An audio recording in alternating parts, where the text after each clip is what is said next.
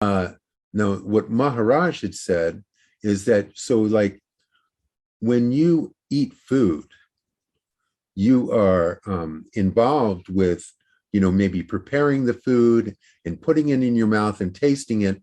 But after that, there's a whole process going on with your food, the digestion and the elimination, the whole thing is going on, and you're not paying any attention to, you're not even aware of it, you see? You're not involved with any of that. And still it goes on. There's a big process that goes on, and you're not involved in any of it. So you see, it's like that. The same thing going on. All of it goes on anyway. And if you're not doing anything, it still goes on. You see, so the life still goes on, the actions still go on, the feelings still go on, but you're not involved in any of it. It's just like digestion, your interaction with other people, all of the events that happen, no one's there, you see? And it's just going on like with your eyes closed. You don't have to be involved at all. It just goes on its own, and it's automatic. It's automatic. It doesn't require your attention to happen. But when you're identified with yourself as a person doing something, then you think it's required, that you need to be involved with all of this, but you don't. And it'll still happen. It'll still go on. And it doesn't mean that you won't react to someone because we're all one. You'll know that we're all one. You'll know everything's one. But you'll also know that this body mind is just doing its thing, and that's just the way it is. Everything's fine. And when something arises, like what you would consider an unpleasant feeling, it would just be an experience, and it would be accepted just the same as love. That anger or whatever is just the same as love, and everything's just experienced, embraced as one, and the person is still experienced as one, but there's some reaction that happened in some story somewhere. It's got nothing to do with you. You don't relate to a person as a person, really, but the body mind needs to react as it does due to karmas, due to whatever, and it does. And no one judges it, no one gets involved with it. It's just like digestion. It goes on its own. So consider it like that. So what happens is basically the exact same thing with no residue, because no one's doing anything. There's no new karmas being created. So the energy is a little different in that way. It's because no one's doing it. It's just going on. You see, you think I'm giving a talk, and you think I'm answering a question, but nothing's going on here. I know that. Nothing is going on here. This is just, all this is satsang. It's just the company of truth, of oneness. And the words just are said, because this is a tradition I come from, where the questions and answers happen, but that's not what's actually happening here.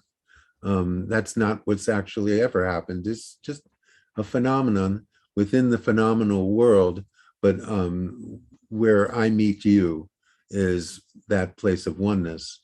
And this is just keeping you in that presence, you see, keeping your mind occupied, and at least getting that which you are not pointed in the right direction, you see, so that it's not distracting you away. It's at least pointing in the right direction. That which you're not can never get to that which you are, but it can calm down enough to where that which you are becomes obvious, you see. So everything appears the same as it did before, and the emotions and the feelings are the same as they were before, but they're not received in the way that a person would receive them. They're just received as one, you see. So the pain and the pleasure, the joy and the sadness, the anger and the love, all of those things are just one. They're just one. So that's the true acceptance. That's the true love, is where everything is just one. And even though you would respond to it differently, automatically, you just respond to things automatically, but that's not you.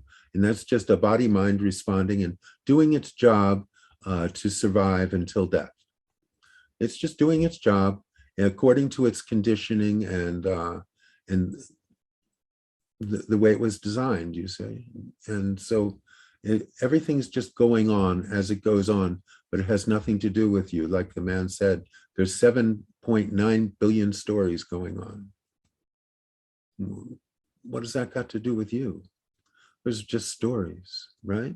Nowadays, you turn on the TV and it's like there's 100 channels and there's all these different stories on each one. There's just stories. That's all they are. It's just stories.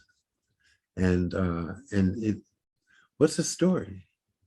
A story is a drop from the ocean, you know, the appearance of separation, the appearance of individuation, an actual thing, and then the reemergence into the oneness again.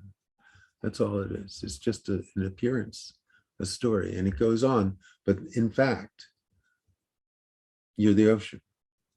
If there were you, the ocean doesn't need a you. But in terms of your mind understanding it, I'll say you are the ocean. You see, you are everything. And the appearance of separation goes on until it doesn't. You see, but it's just an appearance. It's not who you are. So the level of energy, personal energy that you put into that diminishes till it's gone. There is no more personal energy because no one believes they're a person anymore. That's all.